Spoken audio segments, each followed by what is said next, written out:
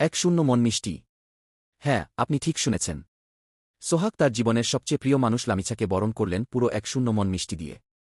আজ বিকেলেই এই দৃশ্য নজর কাড়ল এলাকার সবাইকে। গেট থেকে শুরু করে উঠান পর্যন্ত সাজানো হয়েছে বিশাল বিশাল মিষ্টি, ফুল আর রঙিন বাতি। আত্মীয় স্বজন, বন্ধুবান্ধব এবং এলাকার মানুষ সকলেই উপস্থিত হয়ে এই রোমান্টিক আয়োজন উপভোগ করছেন। সোহাগ ক্যামেরার সামনে বলেন, লামিছা আমার জীবনের সুখ। তাকে বরণ করাটা আমার জন্য সবচেয়ে আনন্দের মুহূর্ত।